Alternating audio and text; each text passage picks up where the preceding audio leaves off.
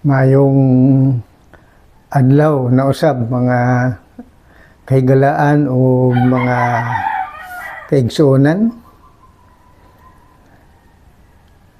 Ani usab kining inyong uyamot pobre o kininiang mantuson nga magwawali sa ebanghelyo para kanatong mga kahigalaan, mga kaigsuonan, mga classmate o sa uban pa nga pangita sa kamatuoran. Hinaut-unta nga kining akong video kay kini inigsuon magayod kini nga kung kita nagatuo gayod nga adunay kinabuhing dayon kay aduna magayod kitay kamatayon apan may pagtuo kita kung galing man nga ang atong Dios nga makagagahom nga atong giila nga si Hesukristo nga tuwa karon sa langit nagatan-aw kanato kanunay siya ang atong Ginoo ug manluluwas. Gitawag ako sa Ginoo aron iwali ang ebanghelyo sa kamatuoran. Tinuod gayod nga ako ulahin na sa mga gitawag kay nagsugod man kining pagwali sa ebanghelyo ngadtong pag-abot ni Hesukristo. Dihang gipakatawo ang Kristo siglo 1, year 1. Unya pag-edad niya sa 30 nagsugod siya pagwali dihang gibautismuhan siya ni Juan Bautista. Unya sa iyang pagwali daghan walay mituo kaniya ang mga Israelita nga diin unang gitawag sa Ginoo. Ulay ra man pud kita nga mga hentil kay gani kita mga Pilipino March 16, 1521 man kita ang atong nasod nakadungog o ebanghelyo gikan sa pag-abot ni Magellan didto sa Humonhon ug Limasawa Island diha sa Kabisayaan. 1521 miabot kanato ang wali sa Iglesia Katolika Romana pinaagi sa pare nga kauban nagauban sa biyahe gikan sa Espanya o Portugal miabot kanato. Busa kita nahigmata kita mga Katoliko. Kaya atong mga ginikanan ng Katoliko man. Apan, nagpadayon manggod ang pagtawag sa Ginoo. Kaya nangamatay naman ang kadtong mga katauhan nga gikan sa 1st century, year 1, o karon year 2025 na kita. Busa, kay buhi man ang atong Ginoong Hesukristo nga ato sa langit. Katong iyang mga gitawag kaniadto nga mga propeta, mga apostoles, mga ebanghelista nangamatay naman to. Busa padayon ang iyang pulong sa pagwali sa ebanghelyo pinaagi niining Biblia. Apan dili basta ka lang magwali sa ebanghelyo kung wala ka sugua sa Ginoo. Kay kung ugali suguon ka sa Ginoo, hatagan ka niya og kapasidad. Hatagan ka niya og kaalam, hatagan ka niya og hiyas nga talimad-on nga ikaw iyang gipadala. Busa ani ako kanunay kaninyo ilabi na sa akong mga igsuon nga anaa pa sa Iglesia Katolika Romana nga aron makadungog kamo sa wali sa kamatuoran. Pinaagi nining Biblia. Kay ang Iglesia Katolika Romana mao man pod nagagamit man pod sila og Biblia busa ang Dios nga akong ginadala kini na isulat sa balaan nga kasulatan o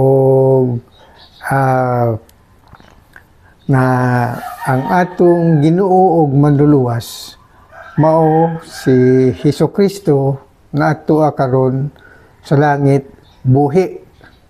Dili siya patay, dili siya ribulto, siya ang atong Ginoo ug manluluwas. Busa dili nato usikan ang atong kinabuhi samtang niya kita ning kalibutan. Bisag moingon kamo nga kamo sarado katoliko, dahigmata nga katoliko, o mamatay nga katoliko.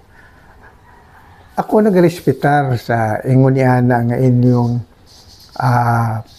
pagtuo, apan lahi manggod kung tawgon ka na sa Ginoo, labi na kanako nga gitawag sa Ginoo, magantos gyud ko sa paghatod sa ebanghelyo bisag unsa nga akong mabatian, pauwawan ka ba, panamastamasan ka ba, o kining idawon ka ba, o daoton ka ba, baliwala kanako kay ang pagmisyon gud sa Ginoo, basta hatagan ka na niya o pagmisyon, kining magantos yug ka sa tanan nga imong hibatian, kay mao man kanay nahitabo sa Ginoong Hesukristo dihang nagwali siya sa ebanghelyo, ginasagpa pagani siya, ginaduplaan, ginasyagitan siya, ginasinggitan, ginainsulto, kay wala man sila mutuo nga siya ang Ginoo ug manluluwas para sa katawhan. Kaya ang iyang kamatayon mao man kadto ang bayad sa atong mga kasalanan nga kita nga mga tao kay makasasala magayod kita kung atong dawaton nga kita makasasala apan pinaagi kang Hesukristo nga kumutuo kita nga siya ang iyang gipakamatyan mao ang bayad sa kasalanan. Mao kana nga kita maluwas usab pinaagi sa pagpasaylo sa Dios kanato sa ngalan ni Hesukristo. Basta mutuo kita nga si Hesukristo nagpasaan sa krus, gilansang sa krus, namatay tungod sa silot nga gipahamtang kaniya bisag wala siya kasalanan. Apan ikatulo ka adlaw nabuhi siya pag-usab, nabanhaw siya nga nagiwali ang ebanghelyo sa kamatuoran nga siya lamang ang Ginoo ug manluluwas. Ug misaka siya sa langit ug naglingkod karon sa iyang trono dito sa iyang kaharian sa kalangitan. Busa ang gingharian sa Dios dili dinhi ning kalibutan. Ang iyang gingharian tuwa sa langit. Mao nga ang wali sa ebanghelyo nakasentro kang Hesukristo dito sa langit. Ang atong bagong Pinoy-anan dili dinhi sa kalibutan. Mao bitaw nga sa kadaghanan karon sa relihiyon iya na lang og pinatasanay iya og pa-bright sa ilang mga doktrina unya ilabi na nga halimbawa ang Iglesia Katolika Romana 1 bilyon og 300 milyones ang miyembro niana sa tibuok kalibutan. Apan nagaingon sila nga sila kuno ang tinuod nga iglesia o simbahan nga gitukod ni Hesukristo. Mao kana ang ilang doktrina busa daghan ang mituo niana.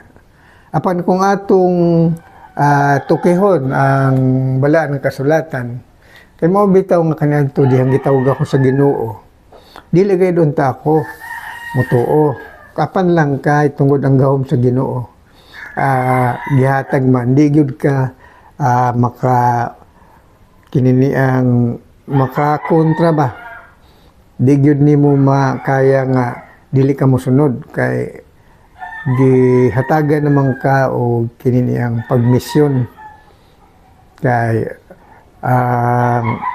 Itawag man ko sa Ginoo pinaagi sa mga damgo o kanang mga pananawon ba, o gipadayag kanako ang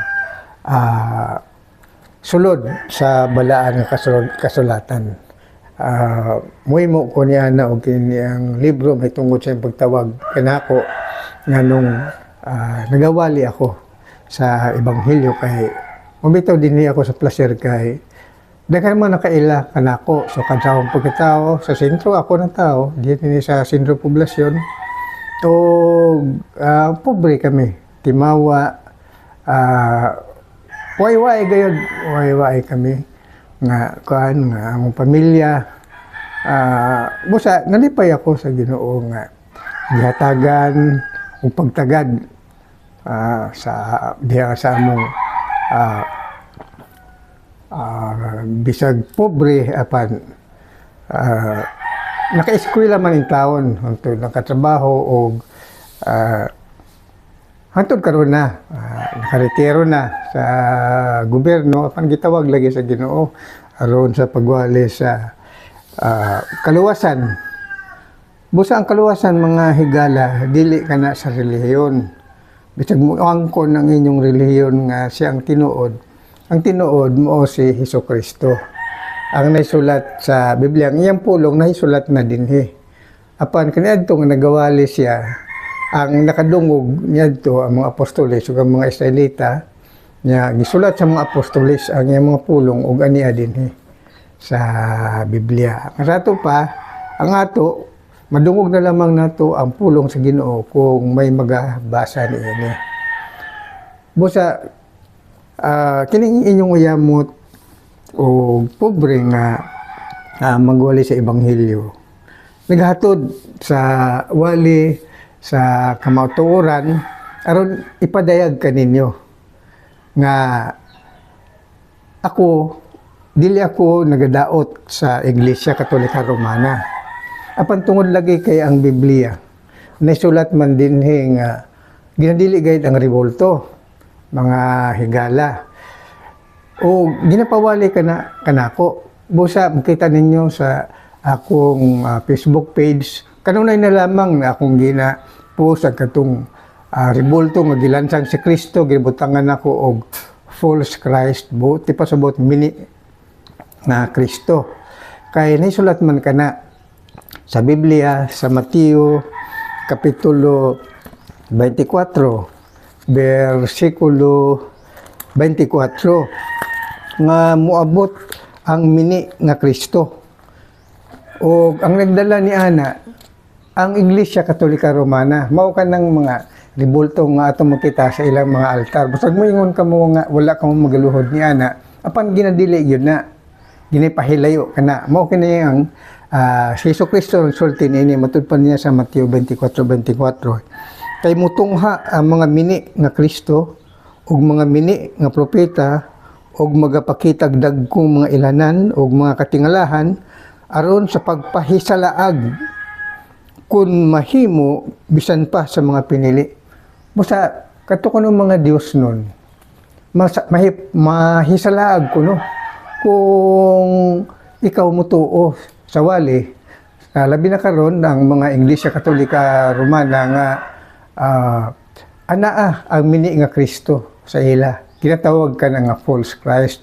Mateo 24:24. Ginapahilayo na ni Jesucristo ang pagserbisyo niya na. Bisan mo yung kamuwa, kamumuampo niya na, wa kamumulod. Pandili ninyong kalikayan. Kay naman ka na sa tubangan sa inyong altar. Ginapahilayo gayod. Apan, wala man kamo ipahilayo sa inyong mga pare. Kay naman kamo sa sulod, sa simbahan, nga diin, ang altar, nakadisplay ang Kristo nga nagabitay nga naa sa krus. Dili man ka na may nakita sa naong ni Kristo. Mabito nga mini kanang revolto kay tumo-tumo man lang kana. Busa mo kining giingon sa apostoles ni Kristo. Sa Juan 5:21, mga anak, likayin ninyo ang mga Diyos-Diyos. Kini mao man usab gisulti ni Apostol San Pablo sa Roma kapitulo 1 bersikulo 20-25 nga ang revolto Diyos kana bakak kana siya sa ato pamini nga Kristo. Usa mga higala o mga igsoon hinot unta nga magpadayon kamo ning atong pakig ambit nining akong wali sa ebanghelyo. O pwede ako kung inyo akong imbitahan nga mag-Bible study kita sa inyong palimalay, mga igsuon, labi na diri sa Placer. Kay wala ka mo problema sa akong pagkaon, kay magbalon naman ako og tinapay, magbalon kong tubig, may bag man ko kanunay. Busa, wala ka may problema sa wala ko mo idalit sa ako. Basta ako, adula ko bawon, tinapay, tubig, mubaktas ako diha kung asa kamo. Andam ako nga makig-Bible study sa inyo aron atong istoryahan ang Biblia. Panahon na nga ablihan ninyo ang inyong kasing-kasing ug mga nahuna busa dinhi na lang usa kutob kay sa sunod nato nga wali ang padayag pa sa dugang kamatuoran. Daghang salamat kaninyo. Good morning, kining inyong higala, igsuon, ug uyamot, Pastor Absalon Rabadon Jr. God bless us all. Praise God. Hallelujah. Amen. Thanks, Lord.